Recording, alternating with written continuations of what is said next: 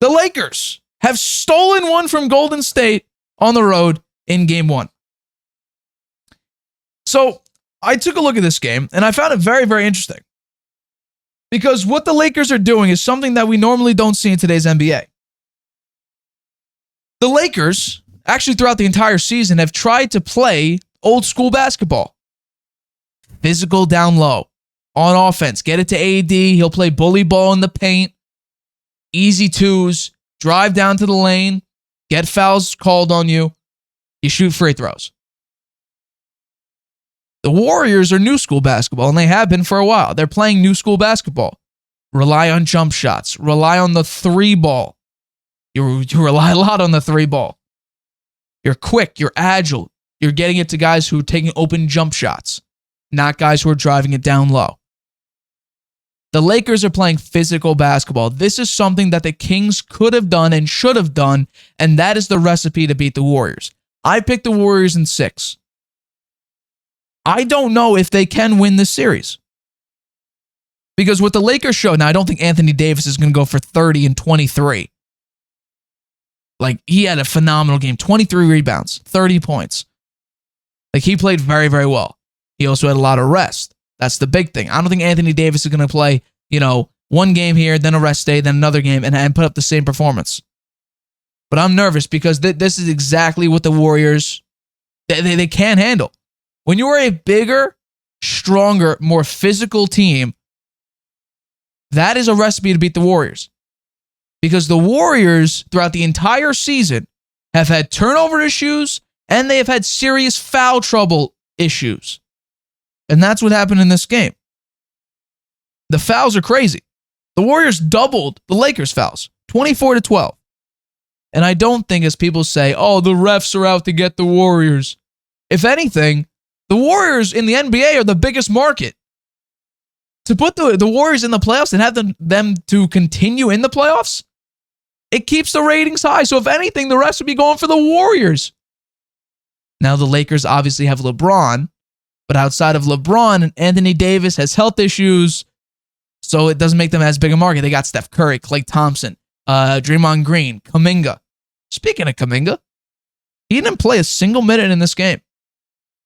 I think what they need to do, personally, this is just from an outsider's perspective here, in order to beat the Lakers, who are more physical, you need a guy with some juice that could actually spark up your offense, add a little bit of youth to it, someone who could drive, dunk, make layups, a young guy who's incredibly athletic and could draw fouls.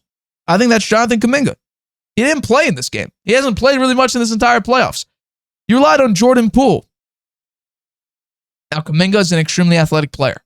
He has his moments. But to not play him, instead to play JaMychal Green, who albeit put up 6 points, JaMychal Green is not the guy you want to go to in these playoffs with a team who's out physicaling you, if that's even a word.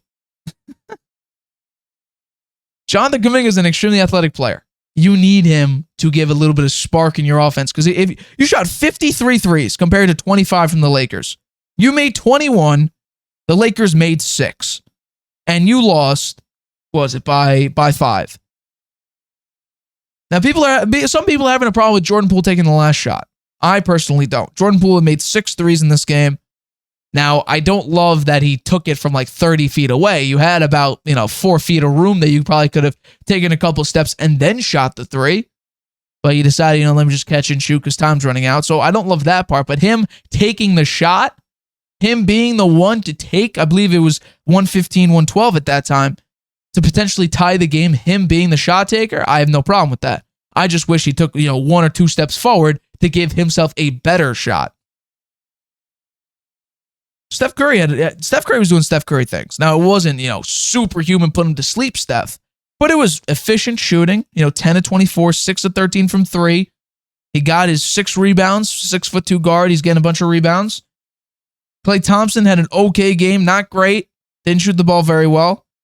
Andrew Wiggins had a bad game. Kevon Looney, again, 23 rebounds.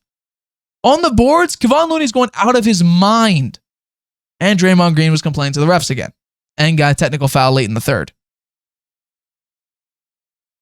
I mean, we saw this in game 1 and game 2 with the Kings. When you dominate in the paint against the Warriors, that's your key to success.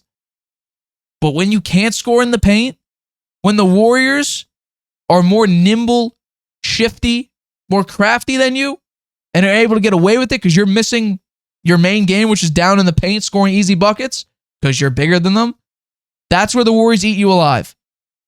Think about it. They made 21 threes to 6 threes, Warriors to Lakers, and you lost by 5. That's because you lost the paint battle 54-28. So that's the key. That's how the Lakers are going to win here. You're going to have LeBron, AD, even Vanderbilt, even though they took Vanderbilt out, and that's where they actually started to take off late in that game. You could probably even bring Rui Hachimura in. Bring them down low. Have them take low shots. Be more physical down low. I mean, Curry tried driving late in the game and got blocked by Anthony Davis. That's what you need to do. Deny the paint. Box out Kevon Looney so he can't get, he can put up 23. 23 rounds is absolutely insane. He's averaging over 18 rebounds in this entire playoff so far, which that is ridiculous. Those are like Wilt Chamberlain numbers. Box out. Get the rebound. Play bully ball. The Warriors are a team that don't drive. They do not draw fouls. They commit a lot of fouls. They commit a lot of turnovers. And that's where you're going to need to win this series. Now I think they'll regather themselves. The Warriors just came off a 7-game series versus Sacramento. The Lakers had some rest. The hope now for the Warriors is that LeBron gets gassed, which now in the playoffs it looks like he's doing. He's getting very tired. Anthony Davis, I guarantee you he won't have another 30-point, 23-rebound game, in game 2, sorry. I don't think that's going to happen. But I think Anthony Davis will have another game like this somewhere down the series. I think he will have another one of these types of games where he puts up a lot of points and a lot of rebounds. But I don't think he's going to go 30 and 23. So that's where the Warriors are going to need to actually, step it up. 7-game series, you're tired, you got to find that second gear. And then if you win this series, you're either going to be playing Denver, who just crushed Phoenix twice at home, or you're going to play Phoenix, who just won an insane series versus Denver with KD, with Chris Paul, who's out game 3 to 5, which I think the Nuggets now could be in a position to sweep. Let's be honest here. And now you're going to be first in KD, Chris Paul being back, Ayton, who's a big guy. He has his moments on and off offensively, sometimes even defensively. He could just zone out. And you're also going to be playing against Devin Booker. While the Warriors didn't have much success against the Suns anyway.